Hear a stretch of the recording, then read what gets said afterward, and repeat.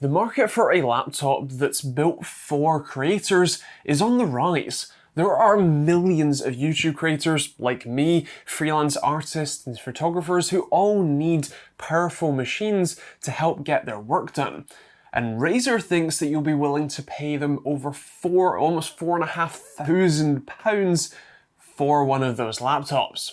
Let's take a look at it and see if it can be even remotely worth that.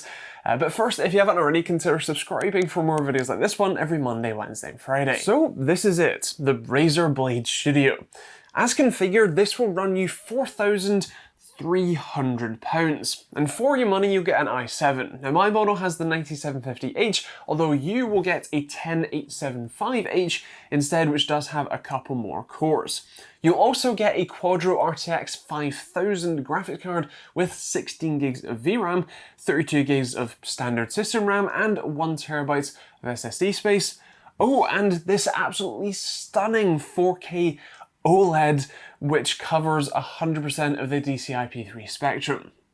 Yeah, and it's silver instead of black. Now all of that sounds amazing, right? Well, yeah, the display is stunning. It's just beautiful. It's seriously amazing to look at. It is almost painfully crisp, vibrant and bright. Testing it with my Datacolor Spider X, and DisplayCal confirms that yes indeed it does cover 100% of the DCI-P3 spectrum and about 94% of the Adobe RGB spectrum while it's at it. It's also impressively bright at over 400 nits, but there's a catch. So you can buy this display on the standard Blade Advanced, the RTX 2080 Super based model, which costs over £1,000 less than this one. Now, as for using the Studio with creator-focused apps like Blender or the Adobe CC suites, you'll find it to be a pretty mixed experience. Sometimes it's pretty average in its performance, sometimes, especially if you can find really well GPU accelerated applications, can be fantastic, but a lot of the time it feels honestly a little lackluster. I was using Premiere Pro, the latest version, and I was using my usual 10-minute test clip, just moving clips around, dragging things into the timeline. And it all felt pretty sluggish. It didn't play clips immediately when I was dragging the playhead around the timeline. It would sometimes stutter or even just play at really choppy frame rates. And that's just playing 4K footage at half res. It should be able to do that, but it just doesn't seem to get there. And my suspicions about the performance are all but confirmed when you take a look at the benchmark results. Now, I did a whole load of different benchmarks of this, including a number of different Blender render tests, Premiere Pro, usual Cinebench, all that sort of stuff, which I will leave on my website, which I try to remember to leave a link to in the description down below that you can check out. But I want to focus on one in particular, the Blender BMW render test using the CPU, as that's one that I tend to run on pretty much any machine I get in, and so I have a lot more points of comparison for that. Now, the Blade Studio with its 9750H took around actually over 7 minutes to render the scene with it in its standard performance mode, the one that it comes out of the box in.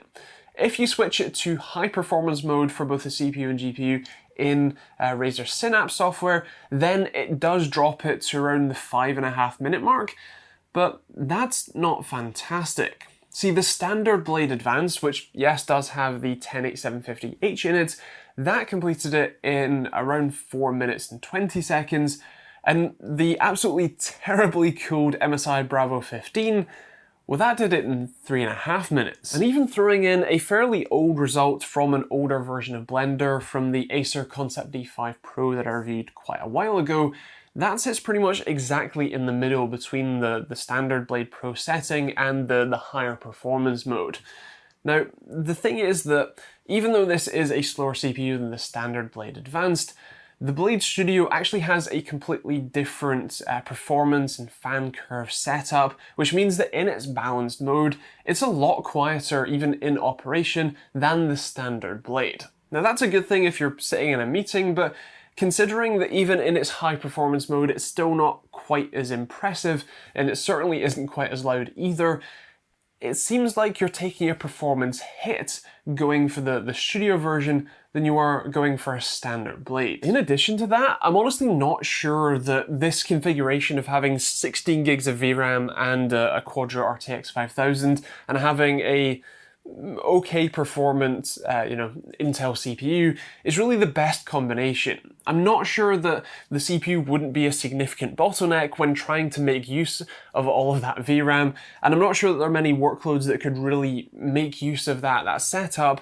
without being, again, significantly bottlenecked. Even with some more cores, I think I would personally go for the RTX 2080 Supermodel with the same display, or if they were really nice and offered the same display with the RTX 2070 Supermodel, that's the one I would get instead. Don't get me wrong, this isn't a bad laptop, but what Razer's done here is taken a standard Blade 15 Advanced chassis, painted it silver, thrown some more RAM in, which is something you could do with a standard Blade Advanced anyway, and thrown a Quadro RTX 5000 in, and stuck a £4,300 price tag on it.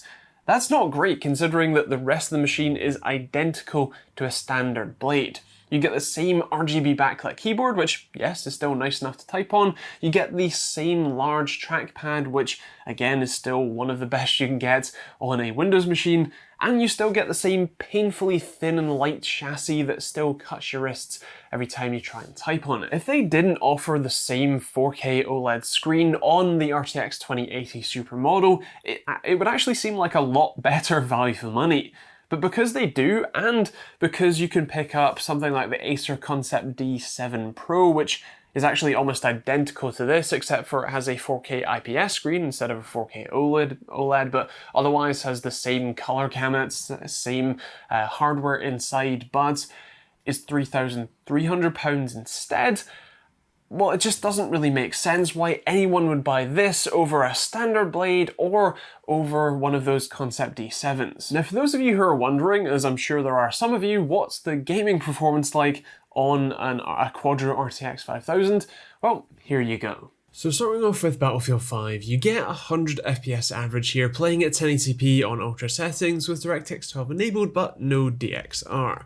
As you would expect with a RTX 5000 being basically a 2080 Super but with some more VRAM, the performance is pretty similar. Of course, you do have a slightly slower CPU in this machine than the standard Blade Advanced, and you also have, in theory, less optimized drivers, which means you get 106 FPS in COD, which still isn't bad at max settings. In PUBG, you get 120 FPS on ultra settings, although a reasonably low, 1% low of 65 FPS, but still plenty playable, especially on the 4K 60Hz screen. When it comes to Fortnite, that was around 115 FPS average, with again a 1% low of about 69. Nice. And again, you can pretty much play any game you want on this, even at ultra settings, as long as you're playing at 1080p, which is plenty fine. For me, I'd build a desktop for around half the price of this, which would have a Ryzen 9 3900X, it would have an RTX 3080, the same 32 gigs of RAM, 1TB of SSD, although it would be Gen 4 NVMe SSD. And I would also even throw in a 4K IPS LG monitor, which is beautiful, and it would be way, way faster. If I needed portability, then Acer's Concept D5 Pro, the one I checked out a while ago, would suit me pretty well. It will have the same CPU performance as this, with slightly less GPU performance, but still plenty enough to do video editing on the fly.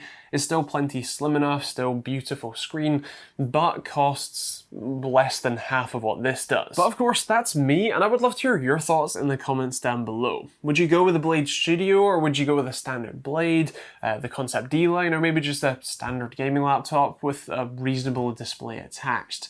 Anything at all, do let me know in those comments down below. Now I'm going to leave a link to both Razer's website and, if I can find it listed, Amazon, which will be an affiliate link where you can check out pricing when and where you watch this, because it can and does vary. There's also going to be a load of other links in the description you can check out, from Overclockers UK affiliate links, so you're buying from there, to merch or hoodies or t-shirts like this one, including these designs that I designed in Blender. which was actually pretty fun to do.